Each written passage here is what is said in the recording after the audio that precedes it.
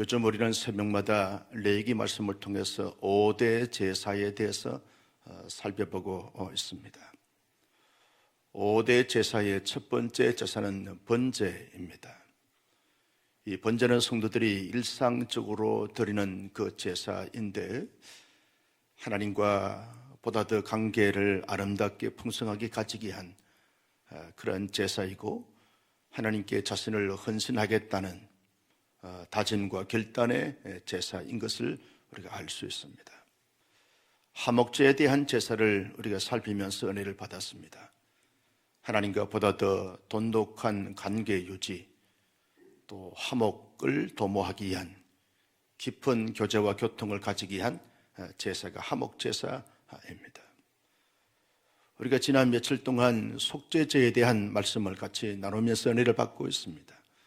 속죄제는 부지 중에 지었을 그 죄에 대하여 깨닫게 되었으면 그 죄를 하나님 앞에 사함받기 위해서 드리는 제사입니다. 속건제에 대한 말씀을 이제 앞으로 살펴보게 되는데, 이 속건제는 하나님과 사람들에게 그 지은 죄에 대해서 사함받기 위해서 이렇게 드리는 그 제사이다. 하나님께 어떤 잘못을 했거나 또 사람들에게 잘못을 했을 때 하나님 앞에 제사를 드림으로 말미암아 용서함을 받고 사함을 받는 그 제사가 속건제인 것을 우리가 알 수 있습니다. 소제 제사를 이제 앞으로 살펴보겠는데, 이 소제는 하나님께 감사와 그리고 하나님께 충성을 맹세하는 이런 의미를 담고 드리는 제사가 소제 제사가 될 것입니다.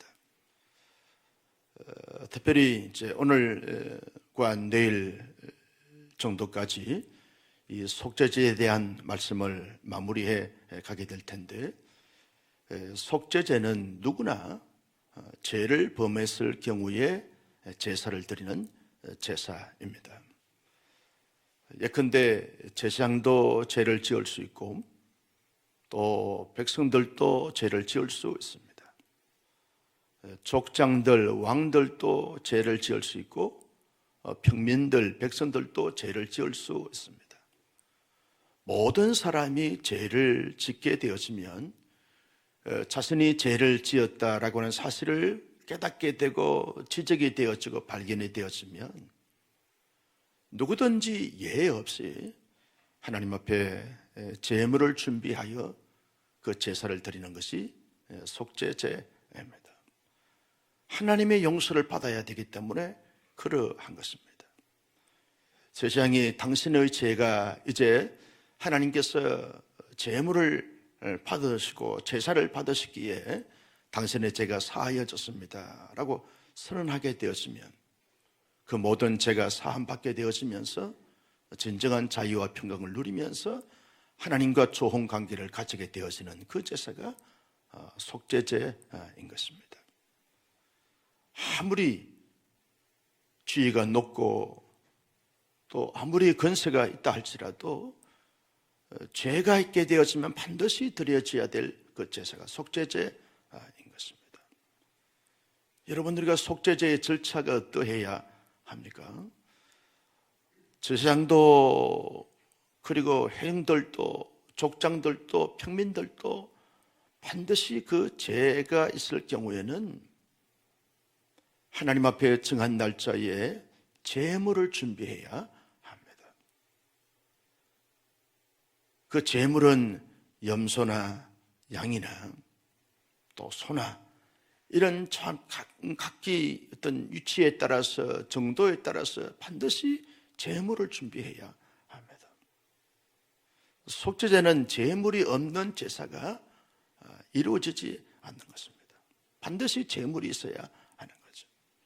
그 제물을 준비해서 이제 잡기 전에 반드시 손을 그 머리 위에 얹어야 하는 것입니다. 이걸 이제 신학적으로 죄의 정가라고 그렇게 말하게 되는데, 아무리 크고 작은 죄를 갖고 있다 할지라도 제물을 반드시 준비하여 그 제물에다가 손을 얹어서 죄가 정가되어져야 하는 것입니다. 나의 큰 죄나 나의 작은 죄나 상관없이 모든 죄가 제물에 증가하는 것입니다. 그 제물을 가져다가 다른 제사와 다른 것은 반드시 피를 받아가지고 피를 번제단 위에 뿌려야 하는 거죠. 피를 뿌려야 되는 거예요. 그리고 뿌린 가운데서 남은 그 피는 반드시 번제단 밑에다가 다 부어야 하는 거죠. 그래서 속죄제는 피의 제사다, 그렇게 말하게 되었습니다. 피를 뿌리고 난 다음에 나머지 고기들은 반드시 해막 밖에서 불로 태워야 하는 거죠. 화제가 되어지는 것입니다. 그리고 어떤 특정 부위의 고기들은 제사장이 가져다가 이것을 먹게 되어지는 것을 볼 수 있습니다. 불로 태우는 것은 하나님 앞에 사함을 받는다라고 하는 부분들이죠. 내 죄가 번제단에 뿌려지게 되었으면 그 죄를 하나님이 받으시고 그 피로 말미암아 사하시고, 그리고 제물의 그 고기는 화제로 불에 태워서 떼어지면 하나님이 용서를 받는 이것을 의미하게 되었습니다. 그리고 난 다음에 하나님께서 향기로운 그 제사를 받으셔서 하나님이 받으셨다라고 하는 사실을 이 제사장이 발견하게 되어지고 느끼게 되었으면, 제가 사하여졌느니라 라고 공포하게 되었으면 이 속죄제의 절차가 끝이 나게 되어지는 것을 볼 수 있습니다. 여러분, 이런 속죄제를 보면서 우리는 우리의 모든 삶에 있어서 부지 중에 죄를 지을 수 있는 인간입니다. 의인은 없나니 하나도 없다. 이 땅에 살고 있는 모든 사람들은 다 죄인인 것이죠. 모든 사람이 다 죄를 범하였으면 하나님의 영광에 이르지 못하니라. 이 땅에 살고 있는 사람치고 정도의 차이가 있을 뿐이지 죄 없는 사람이 누가 있겠어요? 의인은 없나니 하나도 없다. 모든 사람들이 다 죄인이라는 거죠. 하루 일과를 마치고 하루를 정리하면서 잠자리에 들 때 반드시 하나님 하루를 해고해 보면 알게 모르게 짓는 죄가 참 많이 이렇게 생각이 나고 발견이 되었습니다. 하나님, 오늘 또 경건하게 거룩하게 구별되게 성별되게 살아야 되는데 하루를 뒤따라 보니까 마음으로 생각으로 말로 표정으로 삶으로 짓는 죄가 왜 이렇게 많은지 모르겠습니다. 주님이 용서해 주시길 바랍니다 라고 고백을 하고 하나님의 은총을 기대하면서 잠자리에 들곤 하는 거죠. 아침에 새벽에 기도하면서 다짐하고 결단하는 거죠. 하나님, 오늘은 결단코 죄를 짓지 않고 하나님 앞에 언제나 기쁨이 되고 자랑이 되고 보람이 되는 이런 삶을 살기를 원합니다. 다짐하고 결단하면서 하루의 삶을 출발합니다. 그러다가 오전만 지나도 벌써 마음으로 생각으로 죄를 짓게 되어지는 것을 보면서 인간의 한계를 많이 느낄 때가 참 많습니다. 저만 그러겠습니까? 이 땅에 살고 있는 사람치고 죄 없는 사람이 누가 있겠어요? 그런데 정말 우리가 감사한 것은 구약의 제사는 이 짐승을 잡아서 제사를 드리는 제사를 드리게 됩니다. 얼마나 복잡합니까? 얼마나 까다롭습니까? 제사를 나름대로 드렸음에도 불구하고 그 연기가 하나님 앞에 상달이 되지 않게 되어지면 하나님이 받지 않는 제사가 되어지는 거죠. 하나님이 받으시는 제사가 있고 받지 않으시는 제사가 있습니다. 그런데 우리를 위해서 히브리서 말씀에 보면 염소와 소의 피로 말미암지 않고 예수 그리스도께서 우리의 모든 죄를 대속하여 화목 제물이 되시고 속죄 제물이 되어 주심으로 말미암아 이사야서 말씀처럼 우리의 죄가 주홍 같고 진홍같이 붉을지라도 양털같이 흰눈같이 희게 하신 하나님의 은총이 우리에게 주어졌다는 거예요. 짐승의 피가 아닙니다. 짐승의 피는 끊임없이 계속 반복해서 드려지는 제사를 할지라도 우리의 모든 죄가 근본적으로 근원적으로 사하여지지 않습니다. 그러나 하나님이시고 하나님의 아들이시고 인간의 몸을 입고 이 땅에 오신 예수 그리스도께서 온 인류의 모든 죄를 사하시기 위해서 십자가에 돌아가시는 대속의 피를 흘려주심으로 말미암아 그 예수의 피, 그 예수의 대속의 은총을 믿는 믿음의 사람들은 누구든지 그 모든 죄가 사하여지는 놀라운 그런 은총과 축복을 받게 되어지는 것이죠. 온 인류의 진정한 속죄의 어린 양이 누굽니까? 예수 그리스도였습니다. 누구의 죄든지 간에, 과거에 어떤 죄든지 간에 예수 그리스도가 십자가에 그 모든 피를 흘려주심으로 말미암아 우리의 죄가 다 사하여지는 놀라운 은총을 받게 되어진 자가 되어졌다는 것입니다. 여러분, 속죄제를 보면서 우리는 예수 그리스도를 깊이 생각해야 합니다. 예수 그리스도께서 대속의 은총을 베풀어 주신 그 속죄 제물이 되어 주신 주님의 그 대속의 은총을 깊이 생각해야 합니다. 나는 우리 온 사랑의 성도님들이 주어진 삶 속에서 언제나 우리의 죄가 다 사하여졌고 용서함을 받았지만 의인으로서 살아가는 하나님의 사람들이 일상에서 짓는 크고 작은 죄를 지을 때마다 예수 그리스도께 죄를 고백하는 거죠. 주님, 오늘 또 의롭게 거룩하게 성별하게 살아가야 하는데 살다 보니까 하나님께서 의롭게 해주신 의를 가지고 의인으로서 신분을 가진 하나님의 사람들이 알게 모르게 짓는 죄가 참 많습니다. 이 죄를 예수 그리스도의 대속의 은총을 입어 용서함 받기를 원합니다. 주님의 이름으로 회개하고 자복하고 용서를 구하게 되었으면 하나님의 놀라운 은총과 용서와 자비와 긍휼을 받게 되어진다는 사실이 우리에게는 얼마나 큰 축복이 되고 영광이 되는지 모릅니다. 대속의 은총을 힘입은 하나님의 사람들은 이 땅에서 어떻게 살아가야 하는가라고 할 때 첫째는 하나님 앞에 늘 나의 모든 죄를 사하여 주시기 위해서 십자가에 돌아가신 예수 그리스도의 구속의 은총 앞에, 대속의 은총 앞에 늘 감사하면서 살아가야 하는 것. 우리의 스스로의 어떤 자력으로, 의지로, 어떤 노력으로, 어떤 경건으로, 구별된 삶으로, 애씀으로, 힘씀으로 죄가 사하여지지 않습니다. 살 수가 없습니다. 죄인이 어떻게 죄인 스스로가 죄 사함을 받고 용서함을 받을 수 있겠습니까?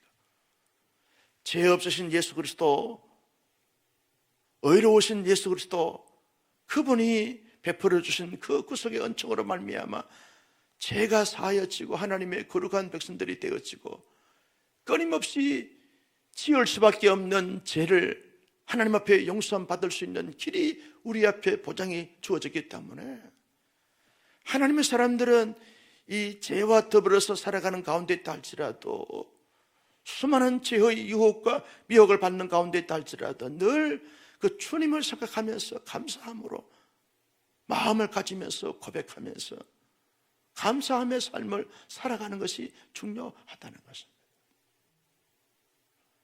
아무리 우리 마음속에 원망과 불평이 나온다 할지라도 죄 용서해 주신 그 예수님의 대속의 은총을 생각하면 원망과 불평이 나올 건덕지가 없는 것이, 자들과 절망도 할 필요가 없는 것이죠. 그저 모든 것을 용서해 주시고 모든 것을 사하여 주신 그 주님 앞에 다 감사하는 거죠. 늘 감사하는 거죠. 이 감사가 우리의 실제의 삶 속에 감사의 열매가 되어지기를, 감사의 고백이 되어지기를 주님의 이름으로 축복합니다. 아무리 힘들고 어려운 가운데 할지라도 십자가의 구속의恩청을 생각하면 그저 하나님 앞에 할 말을 있습니다. 가자, 주님 대속의恩청을 베풀어 주신 주님 앞에 감사할 뻔합니다. 감사할 뻔합니다. 거기서 신앙의 진정한 진면모가 나오게 되어지는 거죠. 거기에 신앙의 진정한 회복과 부흥과 성장과 성숙이 나오게 되어지는 거죠. 두 번째 가져야 될 것이 뭡니까? 우리의 대속의 주님, 대속의 제물이 되어주신 그 주님과 더 친밀하고 친숙해져야 하는 거죠. 더 친밀하고 친숙해져야 하는 거죠.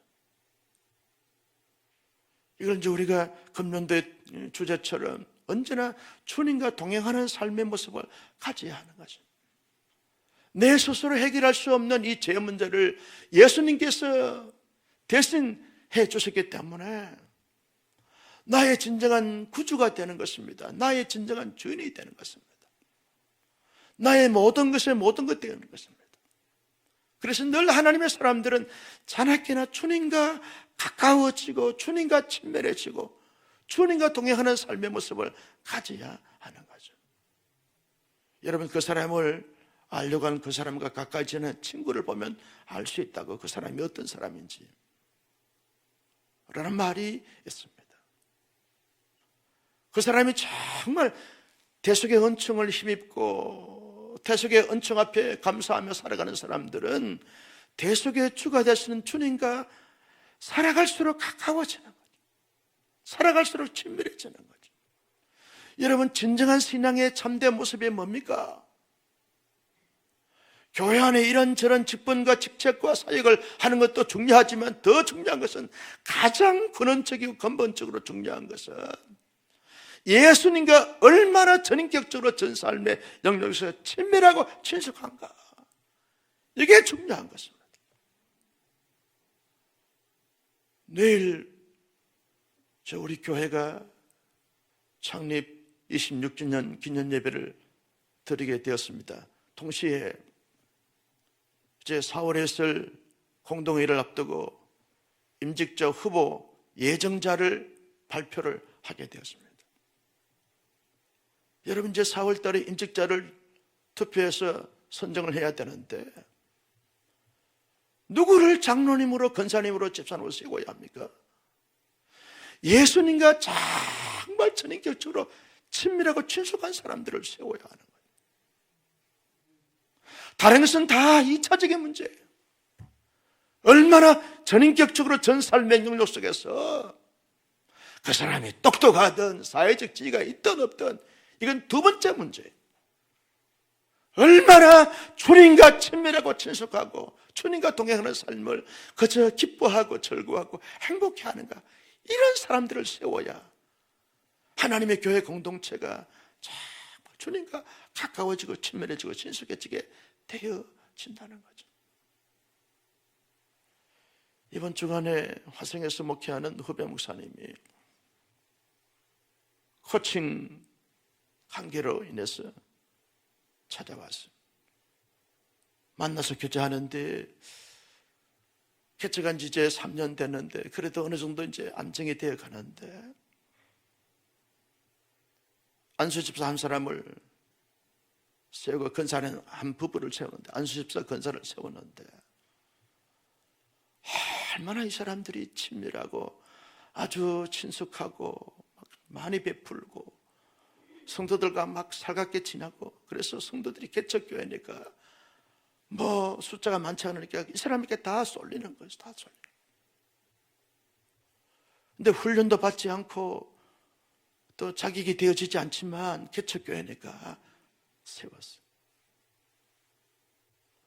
세우고 난 다음에 한두 달 있다가 다른 교회를 가버렸습니다.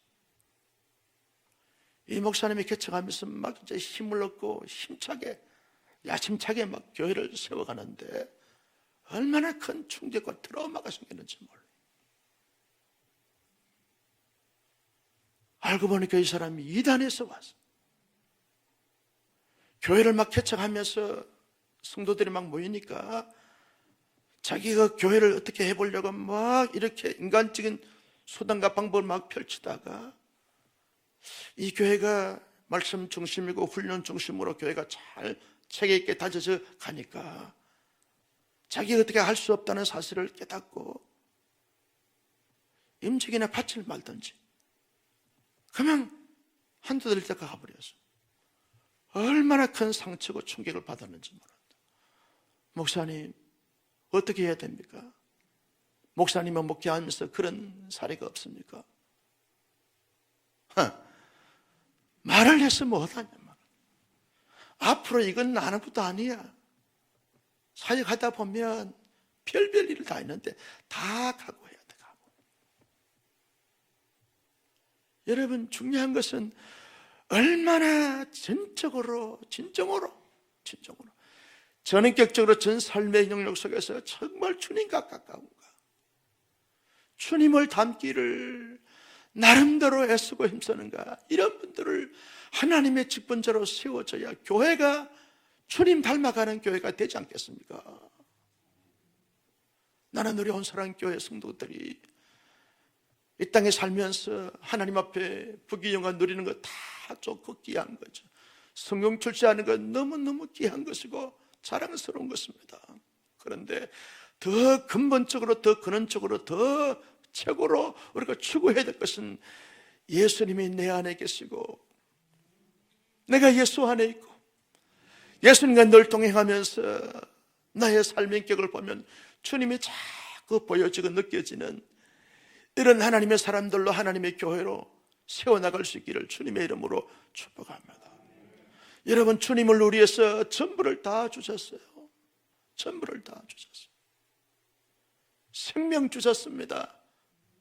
마치 제물이 자기의 목숨을 바쳐서 피를 다 뿌려주고 흘려줌으로 말미암아 자기에게 죄가 전가되어진 그 모든 죄가 사하여 지게 된 것처럼 예수님이 우리의 모든 죄를 위해서 다 십자가에 피 흘려 돌아가셨습니다. 피 한 방울 물 한 방울 낭지 않고 다 쏟아주셨어요. 전적인 헌신, 온전한 헌신을 해주셨어요. 그런 은총과 그런 능력을 받은 하나님의 사람들이 이 땅에 하나님과 더불어 구속의 은총을 받은 사람들로서 하나님 앞에 살아갈 때 내게 주님 앞에 자꾸 이런 은혜, 이런 축복, 이런 능력, 이런 기적, 이런 부귀영화 다 좋지만 이제는 그런 하나님의 은총을 받은 사람들은 내가 주님을 위해서 어떻게 살아갈 것인가, 무엇을 헌신하며 살아갈 수 있을 것인가, 나의 건강, 나의 시간, 나의 재능, 나의 물질, 나의 은사, 주님을 위해서, 하나님의 나라를 위해서 어떻게 헌신하며 드리면서 살 수 있을까? 받은 은혜 헤아려 보면서 내가 무엇을 주님을 위하여 드릴 수 있겠습니까? 무엇을 하나님 앞에 헌신하면서 살 수 있겠습니까? 이거에 생각하면서 우리가 하나님 앞에 다 우리의 자신을 살피면서 하나님이 오늘도 하나님께서 주신 시간을 하나님 앞에 드리기를 원합니다. 받은 바 은사를 드리기를 원합니다. 그저 하나님 앞에 감사함이 있을 때, 하나님 앞에 받은 복이 많을 때, 그리고 하나님 앞에 소원하는 것이 많을 때 그저 하나님 앞에 기쁨으로, 즐거움으로, 감사함으로 드리는 거죠. 주님 앞에 드리는 거죠. 받는 삶도 중요하지만 받은 것이 헤아릴 수 없이 많기 때문에 드리는 자의 삶의 모습을 가지고 살아가는 것, 이 헌신자의 삶이 중요하다는 거예요. 가장 중요한 것을 받은 하나님의 사람들이 가장 중요한 것을 하나님께 드릴 수 있는 이런 헌신적 마음과 자세와 태도를 가지며 살아가는 삶이 되어져야 한다는 거죠.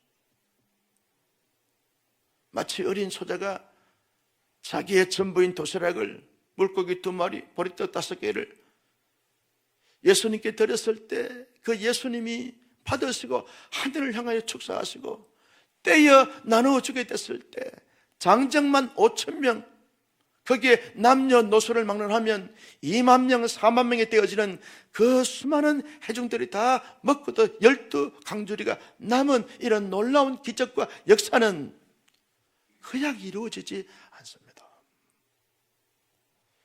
26주년을 기도하면서 준비하면서 그런 하나님 앞에 감사했어요.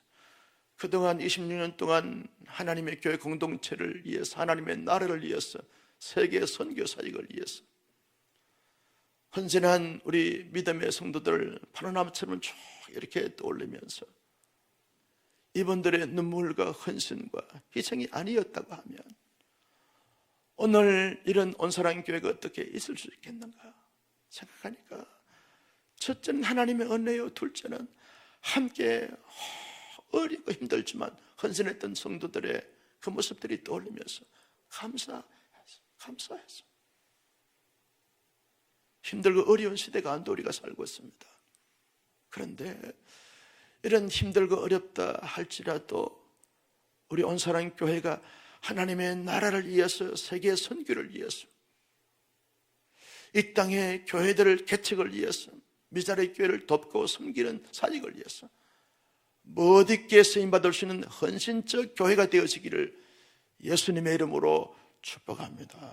하나님은 그런 교회를 기대하시고 찾으시고 바라신다는 것입니다. 교회뿐만 아니라 온 성도들 자신들도 이제는 주님을 위해서 내가 무엇을 할 수 있겠는가, 주님을 위해서 무엇을 드릴 수 있겠는가, 헌신적 요소를 찾아보면서 기쁨으로, 감사함으로, 예수님처럼 즐거이 자원함으로 하나님 앞에 제사를 드리는 심정을 가지고 하나님 앞에 드림으로 말미암아 그 드린 자들에게 주신 하나님의 놀라우신 은총과 역사와 축복을 자수만대 받아 누릴 수 있기를 예수님의 이름으로 축원합니다.